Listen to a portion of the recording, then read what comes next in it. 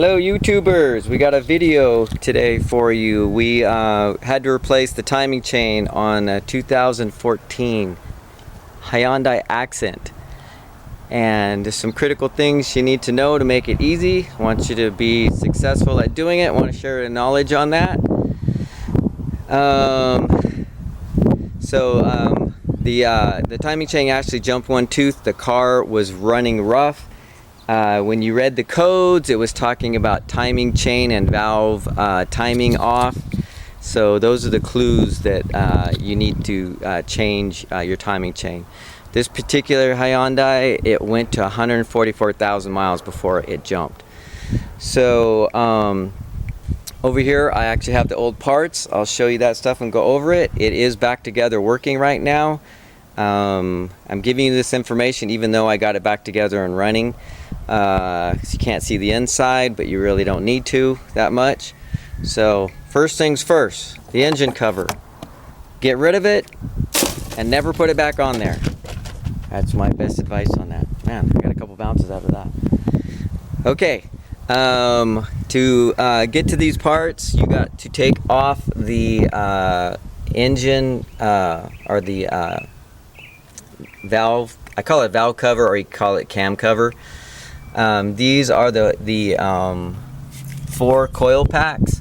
You take those bolts off and lay it aside. You take this sensor, this oil pressure sensor item, you take that bolt off and set it aside, put it inside a plastic bag. This is the fuel pump. You got to take this nut loose, take this wire off of it, take 2 bolts off, lift it out, put it in a plastic bag and set it aside so it doesn't get dirty. You'll need to unplug this. And then you unbolt those items, lay it back, and then you can take the bolts off that. This cover will come off. You'll see the 2 cams, exhaust cam back here, intake cam here, and you'll see the chain right here. And you get that off, then you need to take this motor mount off. It's not difficult. I'd take both parts of it off, get it all out of the way. The part that's on the car and the part that's on the engine, take it off. This stuff up here from this Hyundai works for a nice tray to put bolts and parts. And of course you got to take the alternator off.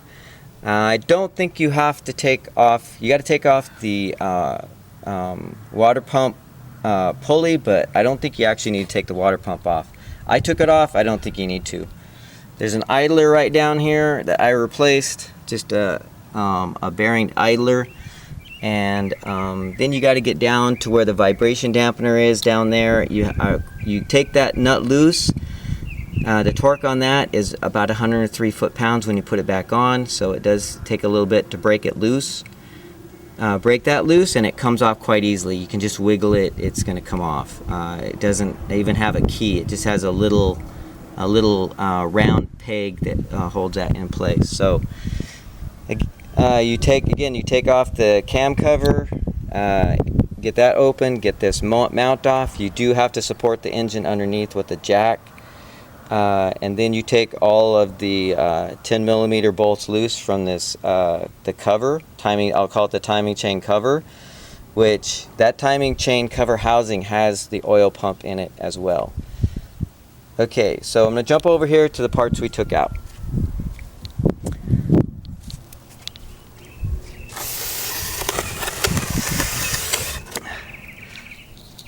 So these are this is the chain, the lower sprocket. You can see has some mark where the colored part lines up.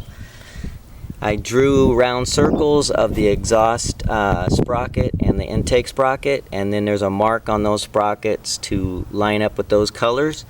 That's how you get it back together correctly. This is a tensioner right here. You can open and you push this rod in and out by holding this in and pushing it in to get it started. These are the bolts that hold these chain guides, these plastic chain guides in place.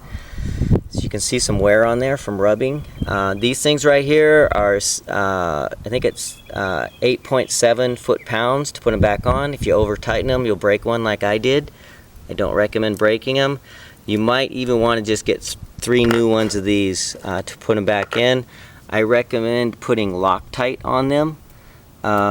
so that even though because it doesn't have very many foot-pounds, and just to make sure they don't come loose. These are O-rings that go to the oil pump in the timing chain cover. I could not find these anywhere, so I replaced it. You see that? The package? Okay. This is the size of the O-rings that I purchased. You can see it right here.